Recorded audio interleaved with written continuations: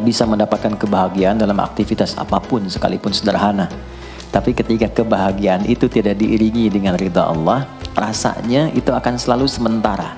Kita butuh momen-momen baru untuk mendatangkan kebahagiaan itu. Tapi titik poin ketika Allah ridha dengan apa yang kita kerjakan, apa yang kita lakukan, maka Allah akan tanamkan satu cawan yang luas kandungannya, yang bisa menerima setiap keadaan dengan hal yang paling menyenangkan. Apapun yang kita lihat selalu nyaman, yang kita dapati kita ridha dengan apa yang Allah berikan. Keadaan itulah yang oleh Nabi itu diungkapkan dengan komen yang sangat simpel tapi dalam isinya. Kata Nabi, ajaban li amril mu'min. Orang beriman itu kalau benar imannya, maka kehidupan itu mengagumkan. Bila dia mendapatkan kesuksesan, dia iringi dengan kesyukuran, sehingga sifatnya tetap proporsional. Dia sukses tapi ada keseimbangan dengan syukur, sehingga tidak berlebihan menyalurkan kesuksesannya itu, dan dengan sifat berlebihan itu hanya memberikan beban pada dirinya. Saya pernah sampaikan kan, di kesuksesan itu identik dengan gaya hidup. Rumus gaya di fisika itu kan selalu F1 banding lurus dengan F2. Apa yang didapat itu yang keluar. Tapi orang tidak boleh lupa bahwa F itu selalu berbanding lurus dengan P. Gaya berbanding lurus dengan tekanan, hukum Pascalnya. Semakin banyak gaya, semakin tertekan hidupnya. Itu bandingan nilai kehidupannya. Nah, jadi gaya itu diperkenankan karena itu bagian dari energi. W sama dengan F dikalikan S, hukum energi kan begitu. Jadi hidup nggak mungkin kalau nggak ada energi. Tapi energi yang terbaik itu akan dihasilkan membawa kesuksesan kebahagiaan ketika ridha Allah tertanam. Saat dia sukses, dia bersyukur sehingga proporsional. Saat dia merasakan duka pun dia nyaman karena punya sabar. Nah, sabar itu mahal. Di Jepang ada banjir, itu bisa minta maafnya luar biasa, tak tahan dia bunuh diri. Di kita banjir bisa berenang. Itu gambaran. Cuma kalau nggak seimbang repot juga. Nah, membangun keseimbangan itu butuh konektivitas yang kuat dengan Allah. Konektivitas itulah yang dalam bahasa agama disebut dengan sholat namanya. Ya, di pertemuan lalu kita sudah mencakup beberapa bagian dari sholat itu. Tapi saya ingin tekankan sedikit untuk menguatkan. Sholat berasal dari kata wasala atau silatun. Dasarnya kata wasala yang berarti terkoneksi dengan kuat, terhubung dengan erat. Kita pernah dengar istilah silaturahmi kan? Ya kan? Kalau kita kumpul, bahasa kerennya saya mau silaturahmi kan? Tapi goalnya tercapai nggak? Ya, silaturahmi itu kan dari kata silah, terhubung dengan erat, rasa sayang dan perhatian. Sehingga parameternya itu bukan saat datang. Kalau datang kita nyapa wajar karena orangnya ada. Tapi kalau berpisah kita masih ingat, masih peduli, masih mendoakan, masih ngontak, itulah silah namanya. Di setiap keadaan kita masih terkoneksi. Keadaan kita yang terhubung dengan Allah. Sehingga di setiap tempat kita diperhatikan, di pekerjaan kita dibimbing, di rumah tangga kita diiringi. Sehingga semua berjalan mudah dan membahagiakan. Yang melatih kita untuk terkoneksi sehingga nggak putus dengan Allah, itulah yang disebut dengan sholat. Sehingga goal dari sholat itu adalah membangun konektivitas kita dengan Allah yang kuat. Itu yang dimaksud di Quran surah keempat An-Nisa di ayat 103. Fa'idha qadaitumus sholata, maka jika anda telah tuntas mengerjakan sholat, fadhkurullaha. Ukuran keberhasilan sholat anda itu ketika anda merasakan konektivitas dengan Allah mulai nyambung. Qiyaman, jalannya ingat Allah. Sehingga kalau orang jalan, bekerja di apapun, saat dia ingat Allah, dia bisa memfungsikan tubuhnya sehingga tidak mengerjakan apa yang Allah tidak sukai. Gak akan mungkin anda melihat sesuatu yang tidak Allah senangi dalam keadaan yang sama anda ingat Allah. Gak akan mungkin melangkah pada tempat yang salah saat ingat Allah. Dan itu tidak mudah, karena banyak orang keluar masjid pun setelah selesai sholat masih tertukar sendal.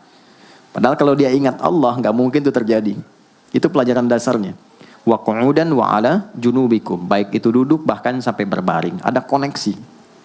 Nah jadi singkatnya, sholat itu semua gerakannya, semua bacaannya, Dari mulai kita bertakbir sampai kita salam, bacaan yang mengiringi, itu bukan sekedar gerakan hampa makna, formalitas kita bergerak dan berakhir, bukan sekedar membaca bacaan yang tidak ada isinya, tapi semua bimbingan bagaimana kita diajarkan langsung oleh Rasulullah bisa mengoneksikan lewat gerakan dan bacaan itu tersambung kepada Allah, sehingga feedbacknya semua apa yang kita bacakan dijawab oleh Allah.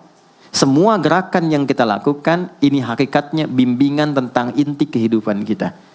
Jadi di sholat itu ada bacaan, ada gerakan, ada hikmah, ada maknanya semua. Jadi bukan kita takbir begini hampa saja.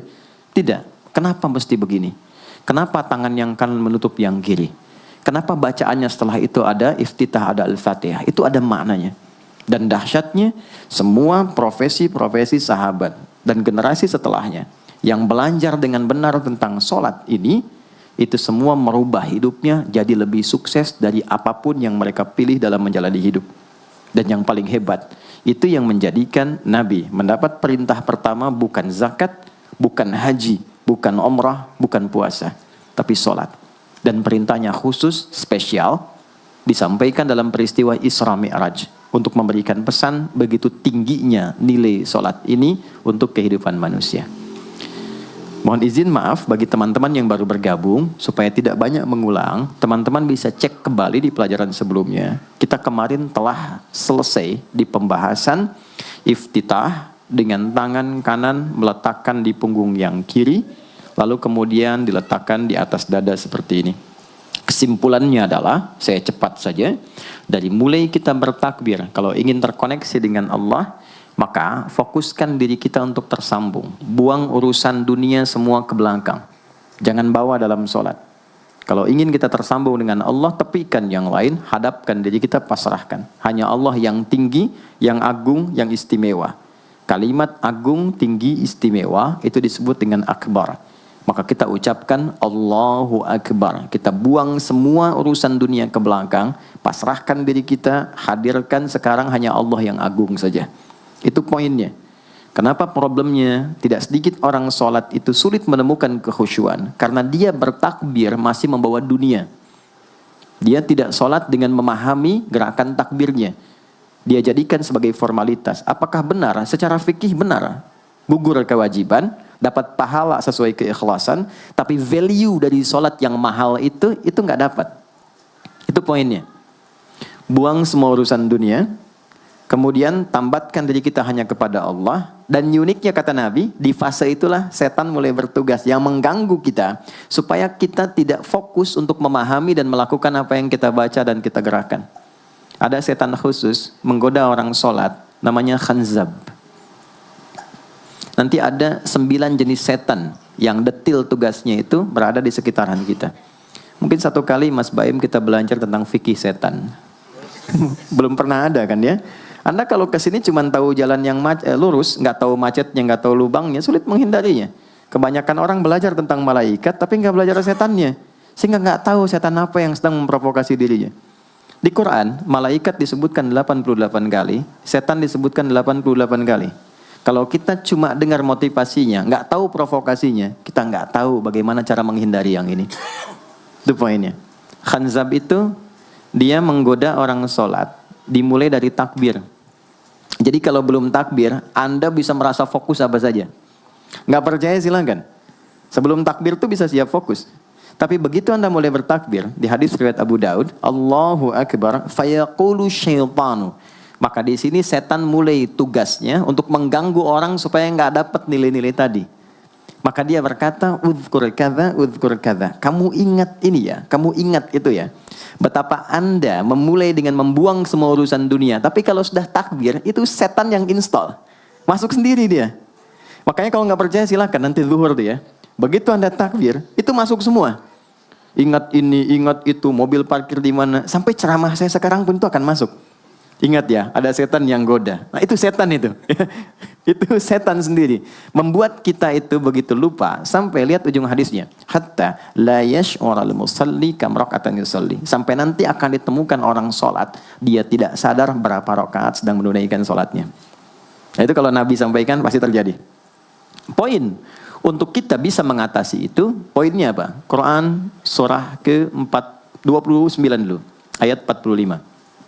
Quran surah 29, Al-Ankabut, ayat 45. Di Islam tuh uniknya begini, istimewanya.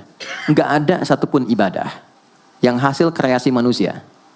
Semua terukur. Ini dalilnya, alasannya, landasan kita ibadah itu dari Tuhannya ini. Penjelasan contohnya ini dari Nabi. Pakemnya begini, kodifikasi ilmunya seperti ini, sehingga terjaga sampai kapanpun. Dan tidak ada satupun yang kita kerjakan dalam ibadah, kecuali semua punya landasan yang kuat. Dan hebatnya diterangkan, ini caranya, ini bacaannya, ini maksudnya seperti ini hikmahnya. Kenapa Anda begini, kenapa begitu, hasilnya apa? Ketika seseorang sedang memulai sholatnya, dari awal dia pengen fokus, tapi ketika dia mulai bertakbir, muncul godaan, maka sebelum sholat ditunaikan, Allah sudah ingatkan, Utlu ma uhiya ilaika minal kitab. Utlu itu dari kata tilawah, artinya baca, pahami, amalkan apa yang telah dipahami itu.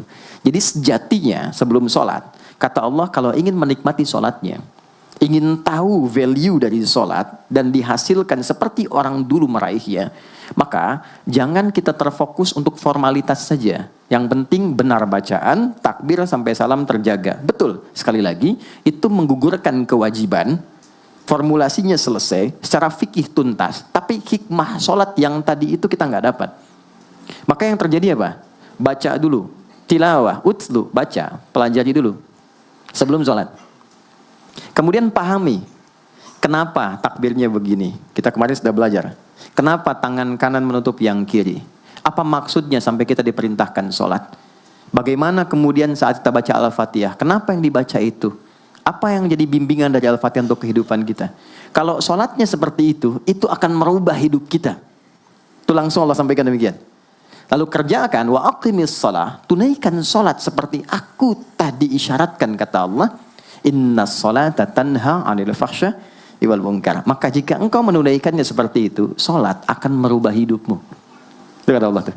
Minimal mendorong kita berbuat jadi lebih baik. Jadi bukan sekadar menjadikan kita pribadi baik, tapi semua yang kita kerjakan menjadi lebih baik. Itu sholat. Itu yang bisa merubah seorang Jundub bin Junadah yang dikenal dengan Abu Dzar al-Ghifari. Ini teman-teman, kenapa Ghifar itu viral? Ghifar itu adalah desa pembegal. Jadi semua sekampung begal semua. Sekampung. Pimpinannya namanya Jundub bin Junadah. Jundub bin Junadah. Singkatnya masuk Islam. Saat masuk Islam, secara singkat saja, Nabi arahkan, diajarin sholat. Betapa sholat merubah hidup beliau, jadi lebih baik. Kembali ke kampungnya, mengajarkan, singkatnya apa? Madinah heboh dengan kedatangan tapak kaki, yang ternyata itu orang-orang Ghifar. Sekampung kurang lebih masuk Islam, dan berubah jadi orang baik semua. Merubah hidup mereka. Jundub orang sukses, setelah itu jadi ustadz. Ini mungkin yang menginspirasi judul preman jadi ustadz. Ini tadinya pembegal semua. Sekampung sukses, jadi orang baik, aktivitasnya berubah, lebih berkualitas. Untuk memberikan inspirasi ke generasi masa depan, bahwa kami dulu pernah begini, dengan sholat kami berubah, kesuksesan kami raih, maka diviralkanlah nama daerahnya. Tambahkan al di depannya, ujungnya tutup dengan i. Maka dilekatkan nama bekennya, kunyah, namanya Abu Dzar. Abu Dzar al-Ghifari. Al-Ghifari itu untuk memberikan kesan begini, saya ini dari Ghifar. Itu kampung jelek, desa tempat pembegal, tapi Islam merubah, saya menjadi lebih baik. Sholat mengarahkan saya punya kualitas hidup yang lebih baik. Itu poinnya. Sejak peristiwa itu, orang-orang Islam dari manapun yang bukan Arab itu selalu melekatkan nama daerahnya untuk mengenalkan. Islam pun sudah sampai ke tempat saya. Buktinya saya menjadi baik. Ada namanya Muhammad, punya bapak namanya Ismail, punya kakek namanya Ibrahim, kakek buyutnya Al-Mughirah, eyang buyutnya Al-Bardizbah, tinggal di kecamatan Ju'fah, kabupatennya Bukhara, provinsinya Khorasan, negaranya